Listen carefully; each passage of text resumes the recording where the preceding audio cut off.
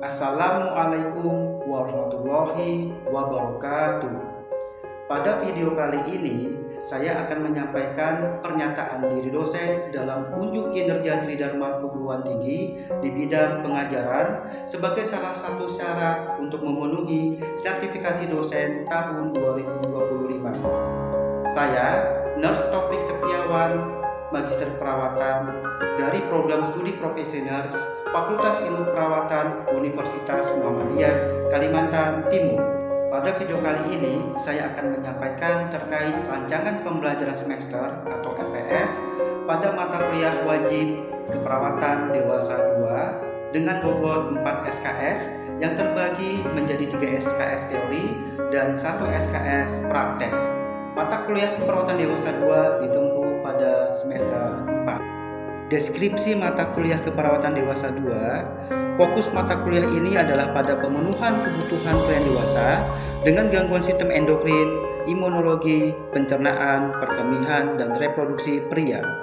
Pemberian asuhan keperawatan pada kasus gangguan sistem endokrin, imunologi, pencernaan, perkemihan, dan reproduksi pria berdasarkan proses keperawatan dengan mengaplikasikan ilmu biomedik seperti biologi, histologi, biokimia, anatomi fisiologi, patofisiologi, ilmu perawatan medikal bedah, ilmu penyakit dalam, farmakologi, nutrisi, dan rehabilitasi. Gangguan dari sistem tersebut meliputi gangguan peradangan, kelainan degeneratif, keganasan, dan trauma yang termasuk 10 kasus terbesar baik lokal, regional, nasional, dan internasional. Lingkup bahasan mulai dari pengkajian sampai dengan evaluasi asuhan keperawatan pada berbagai kondisi termasuk terapi komplementer. Proses pembelajaran dilakukan melalui kuliah pakar, collaborative learning, belajar berdasarkan masalah, dan praktek laboratorium. CPMK mata kuliah keperawatan dewasa 2 setelah mengikuti kegiatan pembelajaran keperawatan dewasa 2 diharapkan mahasiswa mampu melakukan simulasi asuhan keperawatan dan melakukan simulasi pendidikan kesehatan dengan kasus gangguan sistem endokrin, imunologi, pencernaan, perkemihan, dan reproduksi pria pada klien dewasa dengan memperhatikan aspek legal dan etis. Berikutnya, mahasiswa mampu mengintegrasikan hasil-hasil penelitian ke dalam asuhan keperawatan dalam mengatasi masalah sistem endokrin, imunologi, pencernaan, perkemihan, dan reproduksi pria. Kemudian, mahasiswa diharapkan mampu melakukan simulasi pengelolaan asuhan keperawatan pada kelompok klien dengan gangguan sistem endokrin, imunologi, pencernaan, perkemihan, dan reproduksi pria pada klien dewasa dengan memperhatikan aspek legal dan etis. Kemudian, mahasiswa diharapkan mampu melaksanakan fungsi advokasi pada kasus dengan gangguan sistem endokrin, imunologi, pencernaan, perkemihan, dan reproduksi pria pada klien dewasa. Dan terakhir, diharapkan mahasiswa mampu mendemonstrasikan intervensi keperawatan pada kasus dengan gangguan sistem endokrin, imunologi, pencernaan, perkemihan, dan reproduksi pria pada klien dewasa sesuai dengan standar yang berlaku dengan berpikir kreatif dan inovatif sehingga menghasilkan pelayanan yang efisien dan efektif. Struktur perkuliahan mata kuliah keperawatan dewasa 2 terdiri dari 28 kali pertemuan yang dibagi menjadi 14 kali pertemuan teori dan 14 kali pertemuan praktikum. Metode pembelajaran yang digunakan adalah ceramah, small group discussion, case study, simulasi atau demonstrasi, telah jurnal, dan juga skill laboratorium. Interaksi pada kegiatan perkuliahan dilakukan secara tatap muka di kelas untuk pembelajaran teori dan juga tatap muka di laboratorium untuk pembelajaran praktikum. Adapun materi yang diajarkan pada teori mata kuliah keperawatan dewasa 2 seperti review anatomi fisiologi untuk sistem endokrin, imunologi, pencernaan, perkemihan, dan juga reproduksi pria. Kemudian juga ada terkait dengan simulasi pendidikan kesehatan pada gangguan sistem endokrin, imunologi, pencernaan, dan perkemihan, hingga konsep pencegahan primer, sekunder, dan tersier pada permasalahan endokrin, imunologi, pencernaan, perkemihan, dan reproduksi pria pada orang dewasa dengan memperhatikan aspek legal dan etis. Kemudian juga membahas terkait dengan hasil penelitian, tren dan isu terkait dengan gangguan sistem endokrin, imunologi, imunologi, pencernaan, perkemihan, dan juga reproduksi pria. Kemudian membahas terkait dengan manajemen kasus pada gangguan sistem endokrin dan juga pencernaan, perkemihan, imunologi, dan reproduksi pria, seperti membahas kasus diabetes mellitus, gangguan tiroid, dan lain sebagainya macamnya. Adapun kegiatan praktikum pada mata kuliah keperawatan dewasa 2 yaitu seperti praktek injeksi insulin, praktek pemasangan NGT, praktek pemasangan kateter, dan juga terkait dengan tindakan lainnya pada mata kuliah keperawatan dewasa 2. Adapun referensi yang digunakan sebagai sumber rujukan pada mata kuliah keperawatan dewasa 2, beberapa di antaranya adalah buku yang ditulis oleh dosen dari Universitas Muhammadiyah Kalimantan Timur. Selain itu juga sumber rujukan berasal dari bahan publikasi, hasil penelitian, dan pengabdian masyarakat dari dosen Universitas Muhammadiyah Kalimantan Timur. Kemudian, untuk sistem asesmen atau penilaian pada mata kuliah keperawatan dewasa 2 meliputi penugasan 30%, UTS 10%, OSCE 10%, praktek klinik 20%, dan juga UAS 30%. Berikutnya, mari kita menyaksikan video pembelajaran terkait dengan injeksi subkutan dalam rangka injeksi insulin pada mata kuliah keperawatan dewasa 2. Bismillahirrahmanirrahim. Assalamualaikum warahmatullahi wabarakatuh. Waalaikumsalam warahmatullahi wabarakatuh.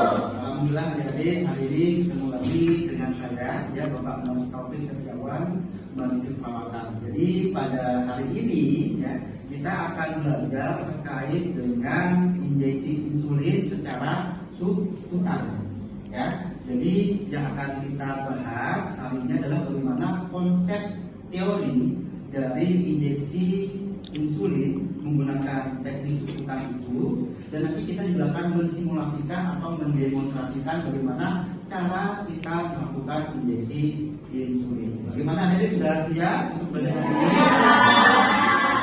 Ya, oke. Jadi ini data kita adalah terkait dengan pemberian injeksi secara subkutan, ya, untuk nanti kita menginjeksikan insulin. Nah, apa sih injeksi subkutan itu sendiri? Kita coba bahas dulu secara konsep teori, ya. Jadi injeksi subkutan ini atau menyuntik secara subkutan itu adalah proses untuk memasukkan medikasi atau obat, ya, di mana nanti dimasukkan ke dalam jaringan ikat gitu. Dan di sini kalau kita belajar kan terkait dengan sistem integumen kulit, maksudnya kan ada dermis, apalagi tapi yang paling atas epidermis dulu, ya, baru dermis, baru subkutan. Kalau secara urutan, ya, bagus, ya. Nah, yang kita perlu pahami adalah jaringan subkutan ini tidak mempunyai banyak pembuluh darah, ya, dia tidak banyak pembuluh darahnya, maka absorpsi obat atau penyerapan obat itu akan lebih lambat dibandingkan kalau misalnya kita menyuntikkan dengan cara intramuskuler. Nah, jadi kan mungkin masih ingat, ya, bahwa injeksi ada macam-macam nih, ada intramuskuler, ada intravena, ada apa lagi? Intrakutan, dan termasuk yang subkutan. Nah, tentu saja, ya. Nah, jaringan subkutan ini mengandung reseptor nyeri, ya. Jadi hanya obat dalam dosis kecil, makanya kalau kita injeksi insulin itu supirnya lebih kecil, ya. Kenapa? Karena di sana ada reseptor nyeri, jadi hanya obat-obat dalam dosis kecil saja dan yang larut dalam air, ya, yang sifatnya tidak teriritasi yang dapat diberikan melalui cara injeksi subkutan ini. Nah, injeksi subkutan ini diberikan dengan penusuk area di bawah kulit, yaitu jaringan konektif, ya, atau lemak di bawah jaringan yang disebut dengan subkutan tadi, ya. Dan injeksi ini, ya, tidak boleh diberikan pada area misalnya pasiennya mana tuh ini ada jari di kanan saya, atau ada misalnya pemerahan, atau misalnya ada puritus pasiennya masih gatal-gatal, ya, atau ada edema atau bengkak. Nah, itu kita jangan paksakan suntik pada jaringan tersebut, kita bisa cari area yang lain, ya. Nah, kemudian pada injeksi subkutan dalam jangka waktu yang lama, misalnya pada pasien DM kan dia ketergantungan dengan injeksi insulin. Artinya dia apa? Injeksinya dalam kondisi waktu yang lama. Nah, ini perlu direncanakan untuk kita berikan secara rotasi. Jadi harus pindah ke tempat, jangan selama 1 bulan di sini terus, ya itu berbahaya. Kenapa? Nanti bisa terjadi lipodystrofi, apakah tidak lipoatrofi atau lipohipertrofi. Jadi perlu dirotasi untuk mencegah hal tersebut, ya. Oke, nah apa saja obat yang biasa diberikan saat seputar, tidak hanya insulin sebenarnya, ya. Ada obat-obatan seperti vaksin, ada heparin, tapi yang memang paling sering nanti kita gunakan adalah untuk menginjeksi atau menyuntikkan insulin. Nah, ini sama ya. Jadi pemberian obat melalui suntikan ini dalam rangka biasanya untuk yang paling sering untuk pasien-pasien dengan diabetes mellitus.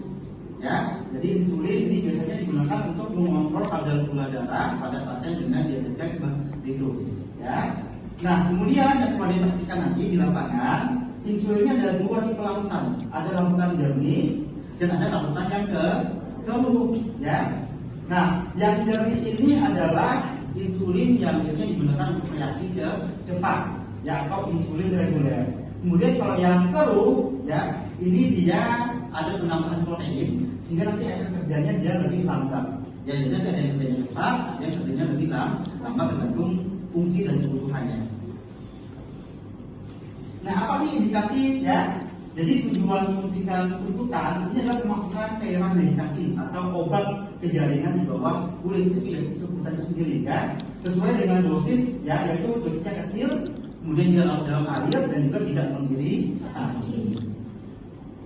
Tapi ada kontraindikasinya, ya. Tadi, ya, jangan injeksi kalau misalnya daerah injeksi itu ternyata banyak bulunya, ya. Kemudian jangan kita injeksi kalau misalnya ternyata yang kita tuju itu ada lukanya, ya, atau ada alergi atau ada infeksi kulit. Jadi jangan lakukan pada daerah tersebut, ya.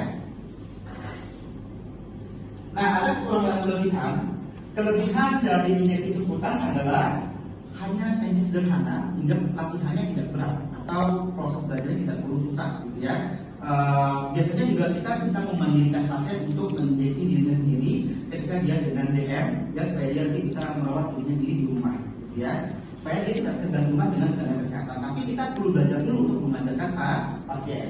Kemudian absorpsi obat cepat dalam air, ya, dan juga bisa mencegah kerusakan dari saluran ke dalam. Kekurangan apa?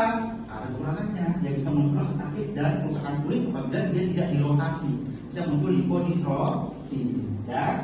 Kemudian sampai nanti bisa dapat menyebabkan anxietas atau kecemasan pada pasien yang berlebih apabila biasanya dia baru pertama kali atau jarang melakukan injeksi. Tapi kalau pada pasien yang sudah sering, dia akan terbiasa dengan hal itu, ya. Nah, tadi kita berbicara subkutan. Dari tadi kita berbicara injeksi insulin, ya. Lalu apa sih insulin itu sendiri, ya? Hormon insulin itu adalah hormon, ya, yang diproduksi oleh tubuh, ya, khususnya di pankreas.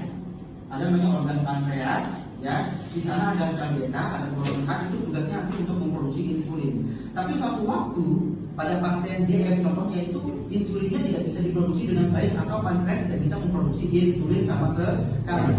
Sehingga apa? Dia butuh insulin dari luar.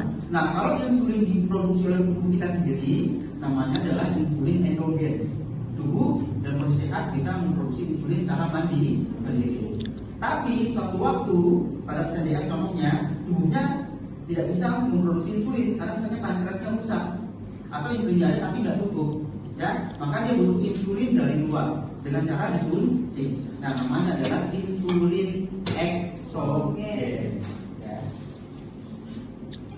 Nah, jadi ada namanya bahan insulin, ada pil atau prandial insulin. Kalau bahan insulin adalah insulin yang diproduksi tanpa ada rangsangan makanan, selalu disekresi. Tapi kalau yang prandial insulin ini akan muncul ketika makanan itu masuk ke dalam tubuh. Tujuannya apa? Untuk mengontrol gula darah supaya kita tidak terjadi hiperglikemi pada orang yang sehat. Tapi pada orang yang DM, maka dia butuh insulin dari luar, ya. Nah, baik adik-adik, ada yang mau bertanya? Saya. Baik, siapa namanya Mbak? Najwa. Silakan Mbak Najwa pertanyaannya. Mengapa insulin harus diberikan pada pasien diabetes mellitus? Baik, terima kasih Najwa. pertanyaan yang bagus ya. Mengapa pada pasien diabetes mellitus harus diberikan injeksi insulin? Ya, pada orang dengan diabetes mellitus ya, pankreas itu bisa jadi tidak bisa memproduksi insulin secara adekuat atau sama sekali tidak memproduksi insulin, sehingga dia butuh insulin dari luar dengan cara disuntikan, istilahnya insulin eksogen. Supaya apa? Supaya dia bisa mengontrol gula darahnya. Kenapa? Karena tubuhnya tidak bisa menghasilkan insulin untuk mengontrol gula darah, terutama misalnya apabila dia makan. Nah, jadi kalau makan gula darah di sana, nah insulin bisa membantu untuk mengontrol gula darah supaya tidak terjadi hiperglikemi. Oke, bagaimana teman-teman? Puas? Alhamdulillah. Kita lanjut aja deh ya. Nah, ini untuk tempat penyuntikan ya. Tempat penyuntikan insulin itu bisa di lengan atas ya, bisa di abdomen, bisa di paha, bisa di bokong ya. Jadi itu tempat kita untuk menginjeksi insulin. Walaupun memang secara masa teori penyerapan terbaik itu ada di abdomen ya. Sehingga kalau kita memang pasien itu ada darahnya memang tinggi-tingginya, kalau kita supaya dia bereaksi, bisa kita injeksikan pada daerah abdomen. Bukan berarti yang lain tidak boleh, yang lain juga bisa ya, tempat yang lain. Nah, kemudian kita perlu melakukan rotasi injeksi insulin tadi salah satunya supaya tidak terjadi lipodystrophy atau tidak terjadi kerusakan jaringan di satu tempat yang disuntik terus menerus ya. Nah, bagaimana posisinya? Nah, ini posisinya ya, jadi bisa di abdomen. Jadi misalnya kali ini di sini posisinya ya, abdomen di daerah sini. Nanti berikutnya kita pindah ke sebelah sini. Artinya apa? Tidak di tempat yang sama. Tapi berikutnya kita jadwalkan di daerah lengan atau di daerah bokong, di daerah paha. Ya, sehingga apa? Ada kesempatan kulit yang disuntik itu ada proses perbaikan kembali setelah disuntik, sehingga tidak terjadi tadi kerusakan kulit dan lain sebagainya. Nah, ini areanya ya. Kemudian obat insulin dapat dibedakan atas dasar waktu kerjanya, puncak kerjanya, dan juga lama kerjanya. Ya. Nah, ini jenis-jenis insulin ya. Jadi ada namanya rapid acting, contohnya dari Lispro, Aspart, ya. Kemudian ada short acting yang reguler ya. Nah, ini obat-obatan yang sifatnya nanti dia sebagai radial atau mil insulin. Ya. Jadi kalau rapid acting ini kerjanya cepat. Ya, kalau short acting kerjanya pendek. Artinya apa? Durasi waktunya dia mulai bekerja.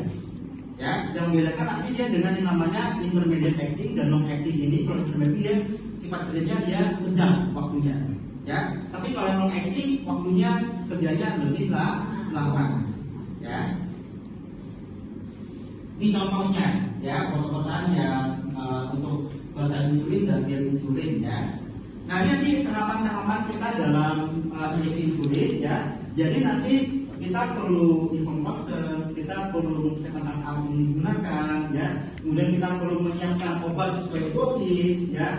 Kemudian kita perlu mengatur posisi pasien, cuci tangan, sampai kita menggunakan sarung tangan ya. Sampai nanti kita ke tahapan menyuntik pasien, dan kita posisinya duduk ya, tenang, rileks. Dan kemudian kita memilih misalnya di daerah ada COVID sini ada daerah seputarnya yang banyak gitu ya. Kita bisa suntik pada daerah situ, tapi sebelum suntik kita pastikan bahwa di sana tidak ada kemerahan, tidak ada lesi, tidak ada eritema, tidak ada pruritus dan lain sebagainya.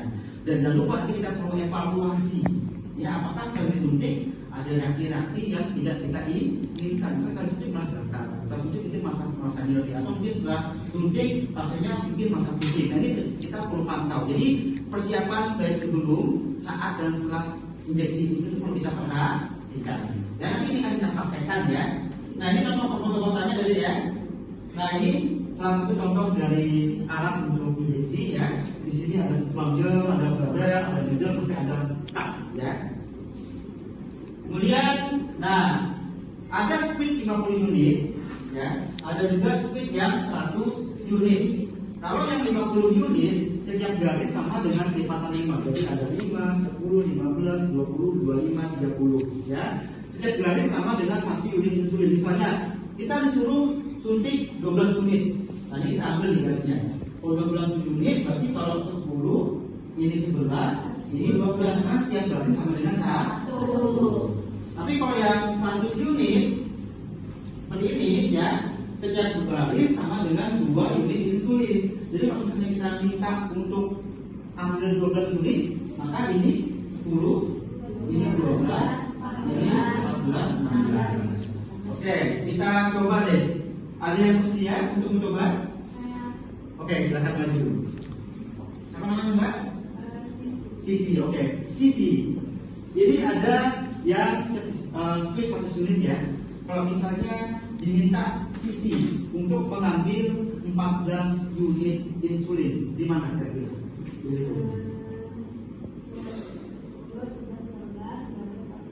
Oke, 14 di sini ya, benar teman-teman ya? Nah, gue di sini, terima kasih. Yang bisa ya, bukan timnya ya.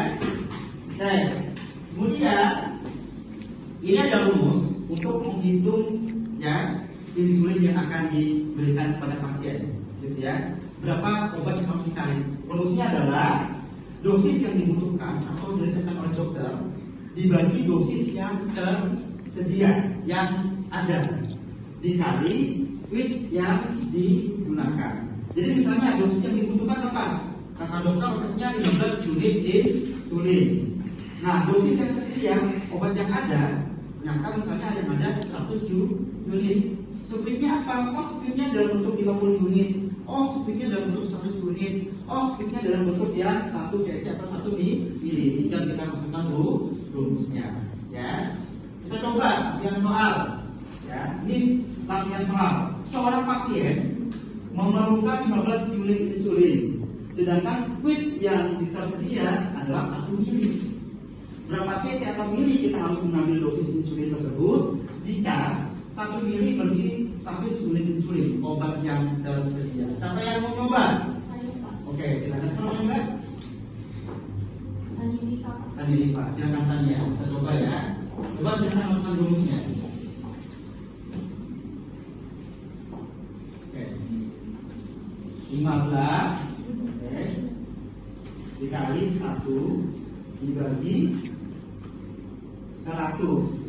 Ya, hasilnya berapa? 0,16 cc atau mili. Benar teman-teman? Bagus ya. Ya. Jadi sudah bisa memasukkan rumusnya ya. Jadi 15 ini adalah yang diresepkan. Ya, dibagi 100-nya adalah dosis yang tersedia. Dikali squid yang digunakan. Jadi 0,15 cc. Terima kasih. Baik, kita tadi kita hapus ya. Oh, bisa dihapus. Mantap ini kita. Ya. Oke, kita hapus dulu. Nah, ada hal-hal yang perlu diperhatikan untuk mengurangi rasa sakit pada saat menyuntik. Pertama, menyuntik dengan suhu kamar. Ya, suhu kamar itu ya suhu yang tidak dingin. Ya. Kemudian pastikan bahwa dalam alat suntik tidak terdapat debu udara. Tunggulah sampai alkohol kering sebelum diberi. Kalau kita masukkan alkohol, tunggu alkoholnya kering dulu, baru kita suntik. Ya. Kemudian usahakan agar otot di daerah yang disuntik tidak tergembiri, jangan dikeraskan. Ya, relax saja, kita pastinya relax. Kalau perlu, kalau dia takut dia bisa lihat ke sebelah, supaya tidak melihat suntikannya masuk. Ya. Kemudian suntikan dengan cepat dan jangan merubah alat suntikan setelah suntikan atau mencabut suntikan. Jangan menggunakan jarum yang sudah tumpul, artinya jangan menggunakan jarum yang sama, ya, gunakan yang berbeda. Nah, adik-adik, ini ada kuis, coba scan dulu, silakan. Di scan kuisnya, silakan dikerjakan.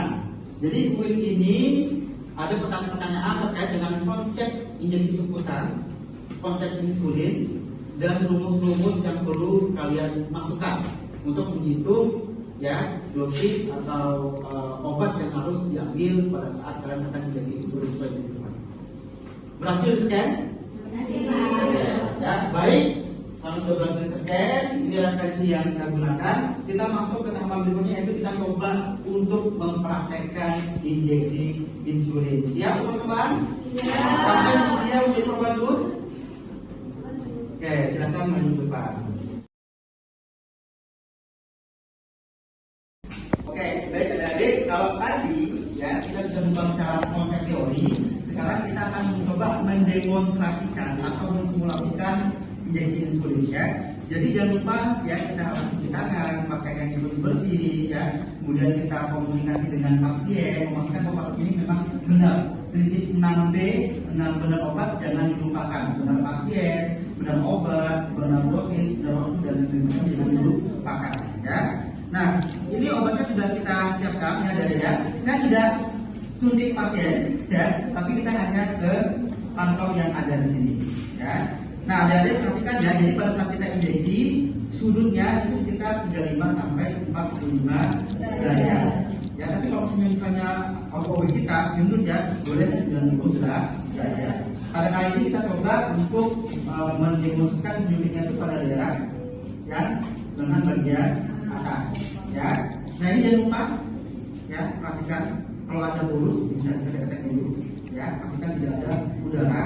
Posisi jarumnya ini posisinya di atas seperti ini, di atas mata kita, ya lubangnya, ya. Kemudian ya kita siapkan kertas alkohol, perlu kita lakukan disinfeksi dulu, ya.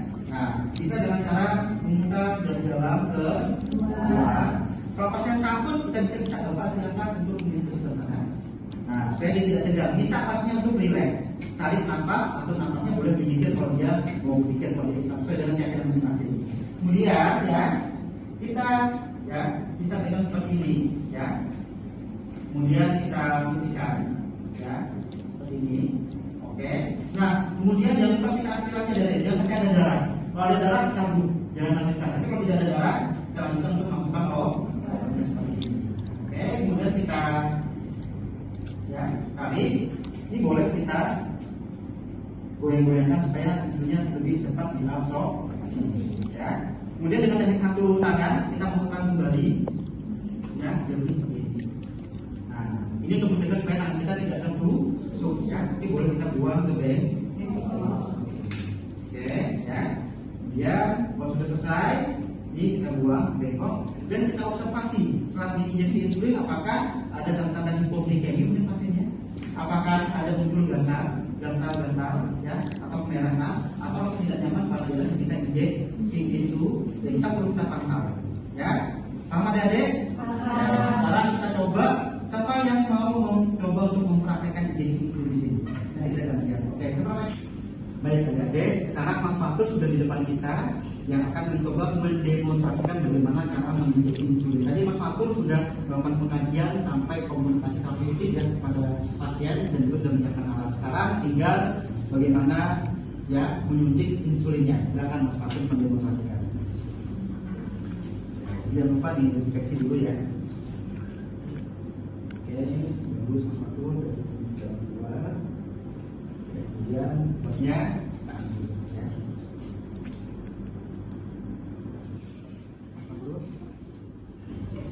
Oke, bagus ya. Posisi jalurnya lubangnya di atas ya.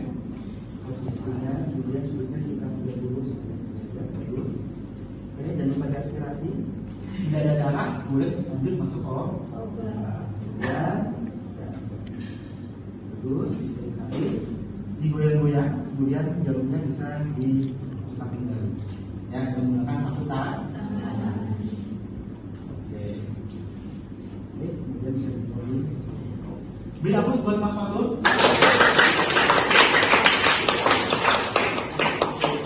Alhamdulillah kita sudah menyelesaikan ya kegiatan pembelajaran kali ini, mulai dari konsep teori sampai tadi adik-adik mencoba satu persatu untuk melakukan injeksi insulin di platform yang ada ya. Jangan lupa kuisnya diselesaikan. Nanti nilainya akan saya share ke grup kelompok ya. Jadi nanti kita bisa lihat apa yang adik-adik sudah belajar ini bagaimana secara konsep teorinya, apakah memang ada penambahan kemampuan pengetahuan adik-adik setelah kita belajar hari ini. Kalau untuk praktek tadi saya lihat adik-adik sudah bisa mendemonstrasikan dengan bagus bagaimana teknik injeksi insulin. Ya, sampai ketemu di pertemuan berikutnya. Ya, tetap semangat untuk senantiasa belajar. Ya, saya ucapkan terima kasih karena sudah hadir di kuliah kita hari ini. Akhir kata, saya akhiri. Assalamualaikum warahmatullahi wabarakatuh. Terima kasih.